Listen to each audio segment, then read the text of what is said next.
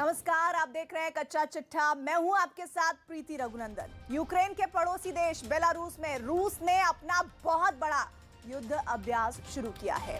America के president Joe Biden को इस युद्ध अभ्यास में क्यों विश्व युद्ध का सिग्नल दिख रहा है, साथ ही हम यूक्रेन के मिसाइल वाले दोस्तों का कच्चा चिट्ठा भी खोलने वाले हैं। सबसे पहले बात बाइडेन की बड़ी चेतावनी की। बाइडेन ने यूक्रेन में रह रहे अमेरिकी नागरिकों से देश छोड़कर निकलने की अपील की है। बाइडेन का कहना है कि हम दुनिया की सबसे बड़ी सेना का सामना करने जा रहे हैं, चीजें एकदम से बदल सकती हैं। अमेरिका के राष्ट्रपति ने एक कदम और आगे बढ़ते हुए यूक्रेन और रूस के बीच संभावित युद्ध की तुलना विश्व युद्ध से कर दी है। बेलारूस में रूस आखिर ऐसा क्या कर रहा है जिसमें बाइडेन को विश्व युद्ध का सिग्नल दिख रहा है, इसे स्पेशल रिपोर्ट में देखिए।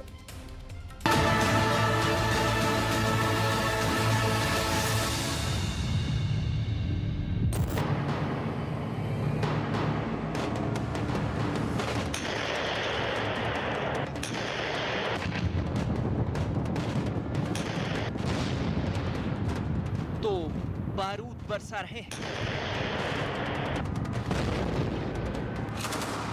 टैंक आग उगल रहे हैं,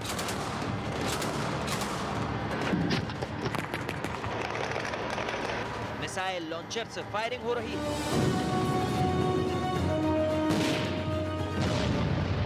बेलारूस की जमीन पर पुतिन के 30,000 सैनिक जोरदार अभ्यास कर रहे हैं। तो आसमान में रूस का महाबली Su-35 लड़ाकू विमान गरज रहा है, और तो और रूस के ब्रह्मास्त्र S-400 ने बेलारूस में मोर्चा संभाल लिया है।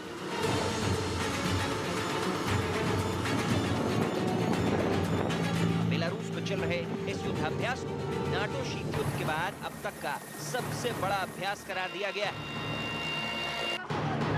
इस युद्धाभ्यास ने यूक्रेन को तो डरा ही रखा है, अमेरिका को भी दहशत में ला दिया है। रूस की इस घेराबंदी को देखते हुए अमेरिका के प्रेसिडेंट जो बाइडेन ने आशंका जाहिर की कि रूस के साथ कभी भी जंग छिड़ सकती है। I didn't have to tell him that. I've spoken about that. He knows that, and it's a little bit. Look, that's what I've asked is American citizens should leave now. We're dealing with one of the largest armies in the world. This is a very different situation, and things could go crazy quickly. Biden की इस चेतावनी की वजह है Ukraine की तीन तरफ से नाकेबंदी से, लेकिन सबसे अहम घेराबंदी बेलारूस सीमा की तरफ से मानी जा रही है, जहां 10 दिनों तक रूस और बेलारूस की सेना ऐसे ही युद्धाभ्यास करने वाली है। दरअसल बेलारूस यूक्रेन के उत्तर में और यूक्रेन के साथ 1084 किलोमीटर लंबी सीमा रेखा साझा करता है। What scenarios would you put American troops to rescue and get Americans out? There's not. That's a world war. When Americans and Russians start shooting at one another, we're in a very different world than we've ever been in. Belarus की सीमा से Ukraine की राजधानी Kyiv भी काफी करीब है। Ukraine समेत America तक यही डर है कि रूस बेलारूस के रास्ते यूक्रेन पर कब्जा करने की तैयारी में है और दबाव बनाने के लिए वो बेलारूस सीमा पर अपने हथियारों की ताकत की नुमाइश कर रहा है। बेलारूस में इतनी भारी तादाद में रूस की सेना और उसके घातक हथियारों की मौजूदगी देखकर ही अमेरिका के प्रेसिडेंट बाइडेन ने चेतावनी दी कि हालात लगातार जंग की तरफ बढ़ रहे हैं, जिसमें सबसे बड़ा मोर्चा बेलारूस की सीमा ही बनने वाली है, क्योंकि नाटो देशों को आशंका है कि यूक्रेन पर रूस बेलारूस के रास्ते हमला कर सकता है। बेलारूस में रूस की 19 बटालियन तैयार बैठी हैं। इसमें रूस के एयरफोर्स, टैंक और बख्तरबंद गाड़ियां तैनात हैं। Первый раз состав выполняет стрельбы в темное время суток. Личный состав к выполнению учебно-боевой задачи готов. लेकिन इन सब घेराबंदियों में बेलारूस की सीमा को सबसे अहम माना जा रहा है। रूस का कहना है कि उसकी सेना युद्धाभ्यास के बाद बेलारूस से लौट जाएगी, लेकिन अमेरिका समेत सभी नाटो देशों को इस बात पर एतबार नहीं हो रहा। वजह है यूक्रेन पर संभावित हमले के दौरान बेलारूस की भौगोलिक स्थिति का मददगार बनना। बेलारूस की सीमा यूक्रेन के साथ ही लातविया और लुथियानिया से मिलती है। साथ ही साथ एस्टोनिया की दूरी भी बेलारूस की सीमा से महज 100 किलोमीटर है। एस्टोनिया नाटो देशों में शामिल है और एस्टोनिया की धरती का इस्तेमाल कर नाटो की सेना रूस को घेरने की तैयारी में है। इसलिए नाटो सेना रूस से लगने वाले एस्टोनिया की सीमा से काफी करीब युद्धाभ्यास कर रही है। इस युद्धाभ्यास में कुल 1300 नाटो सैनिक हिस्सा ले रहे हैं, जिसमें ब्रिटेन, फ्रांस और एस्टोनिया के जवान शामिल हैं।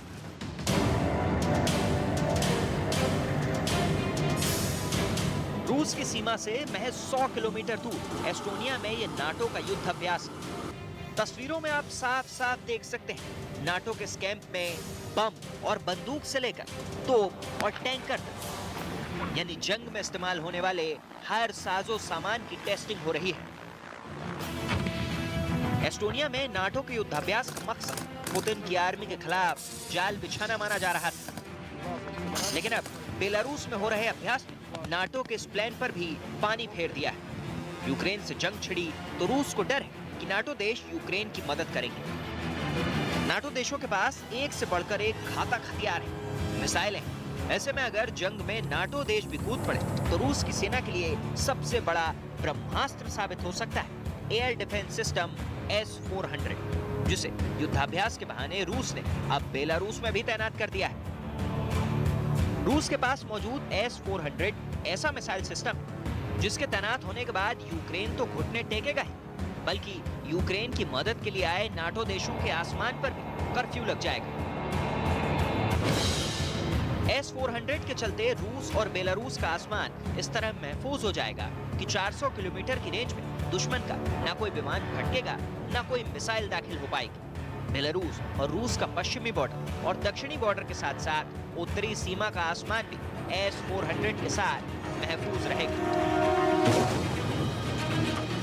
क्योंकि दुश्मन सेना के विमान जैसे ही टेक ऑफ करेंगे वो S-400 के रडार पर दिखने लगेंगे और रूस की सेना के लिए ये उन्हीं की जमीन पर मार गिराने की राह दिखा देगा।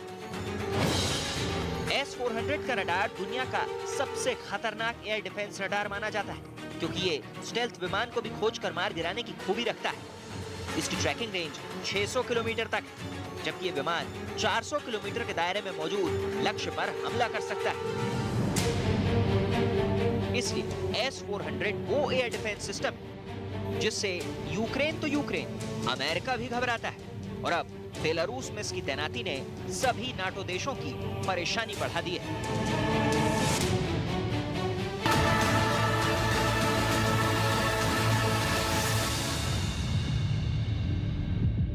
रूस तीन तरफ से यूक्रेन की कड़ी घेराबंदी में लगा है, तो वहीं यूक्रेन के मददगार देश यूक्रेन के जंगी जखीरे को अपनी अपनी मिसाइलों से भरने में लगे हैं। अमेरिका से जंग के साजो सामान के 10 खेप यूक्रेन लैंड हो चुके हैं। इसमें वो मिसाइलें भी शामिल हैं जिन्हें अमेरिका अपने हर जंग में इस्तेमाल करता आया है। यही नहीं, यूक्रेन के पास वो मिसाइलें भी पहुंच गई हैं जो अफगानिस्तान युद्ध में रूस के लड़ाकू विमानों के लिए काल बनी थी। आखिर यूक्रेन के ये मिसाइल वाले दोस्त कौन कौन से देश हैं? उन देशों से यूक्रेन पहुंची मिसाइलों से यूक्रेन का बारूद ब्रिगेड कितना घातक हो गया, इस स्पेशल रिपोर्ट में ये भी जानिए।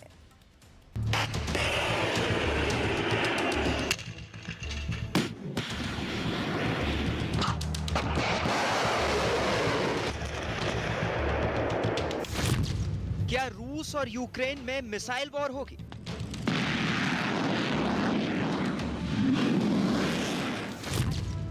यूक्रेन के जखीरे में कितनी घातक मिसाइलें?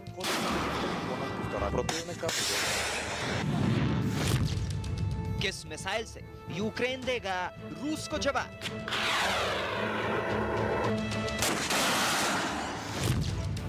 मिसाइलों के निशाने पर रूस के कितने ठिकाने?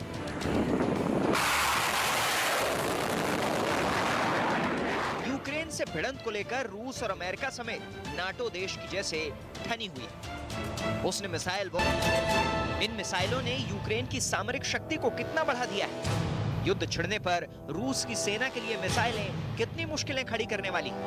हम इसे भी बताएंगे, लेकिन उससे पहले आपको इन मिसाइलों की ताकत दिखाते हैं। FGM-148 जेवलिन मिसाइलें।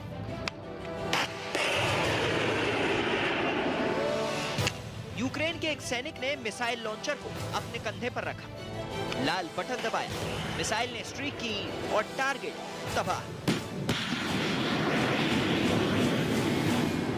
कुछ ऐसे काम करती है अमेरिका में बनी जेवलिन मिसाइल।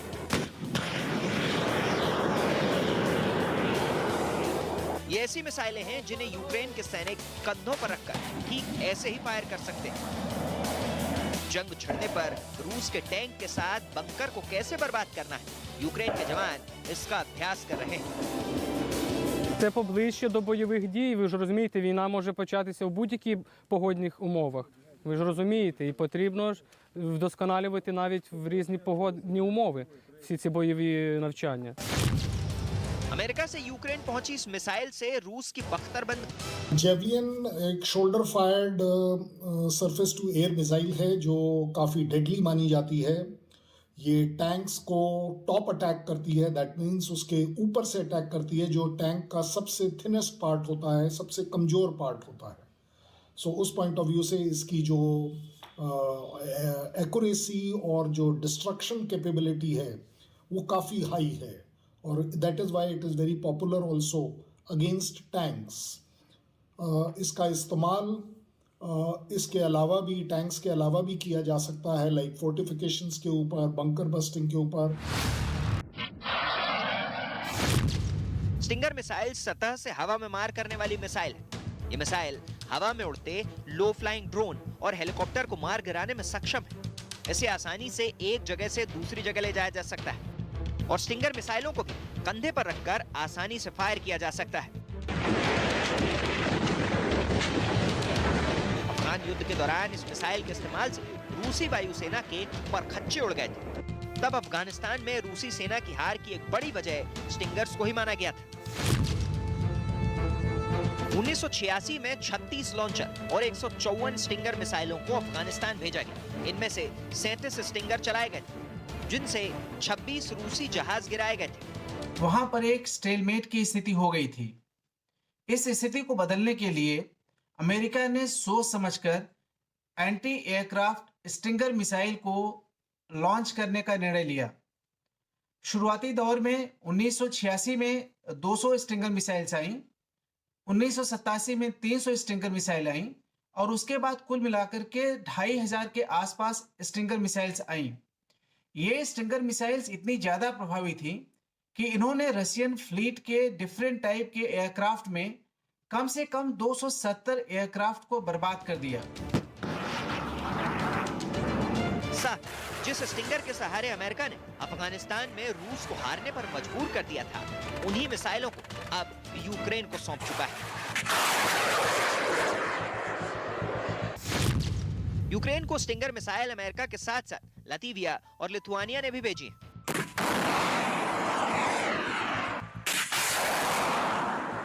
आपको बता दें कि यूक्रेन में सिर्फ ये मिसाइलें ही नहीं आई हैं, बल्कि उसे चलाने की ट्रेनिंग देने के लिए जवान भी यूक्रेन भेजे गए हैं, जिनकी देखरेख में यूक्रेन के सैनिक इन मिसाइलों को छोड़ने का अभ्यास कर रहे हैं। ब्रिटेन से आई एंटी शिप मिसाइलें। ब्रिटेन ने यूक्रेन को एंटी शिप मिसाइलों का जखीरा भेजा है। ये मिसाइलें समंदर में किसी भी युद्धपोत को पल भर में पानी के अंदर डुबा सकती हैं। जंग छिड़ने पर इन मिसाइलों का इस्तेमाल कर यूक्रेन की सेना काला सागर के साथ साथ अजोव सागर में भी रूस के युद्धपोतों को निशाना बना सकती है। बड़ी बात यह कि समंदर की सतह से बिल्कुल पास उड़ान भरने के चलते इन्हें रडार आसानी से नहीं खोज पाता। इसे रूस के राष्ट्रपति व्लादिमीर पुतिन के लिए सीधे तौर पर चेतावनी माना जा रहा है। इस वक्त रूस की नौसेना के कई शक्तिशाली युद्धपोत काला सागर, अजोव सागर और भूमध्य सागर में गश्त लगा रहे हैं। इनमें स्लाव क्लास का महाशक्तिशाली युद्धपोत मार्शल उस्तिनोव भी शामिल है। लेकिन ब्रिटेन की सेना से मिले एंटी शिप मिसाइलों के दम पर यूक्रेन की नेवी काला सागर और अजोव सागर में रूस के युद्धपोतों को टक्कर देने में भी सक्षम बन गई है, जो अपने आप में एक बहुत फॉर्मिडेबल डिफेंस सिस्टम है, अटैकिंग सिस्टम है। अगर रशिया किसी भी तरीके से अपनी पनडुब्बियों के द्वारा किसी भी तरह की कोई हरकत यूक्रेन के खिलाफ करता है, किसी भी तरह की बैटलशिप्स को यूक्रेन के खिलाफ इस्तेमाल करता है, क्योंकि anti ship missile is a very effective missile against all frigates, boats, everything. So मुझे लगता है कि यूक्रेन की ताकत अपने डिफेंस के लिए काफ़ी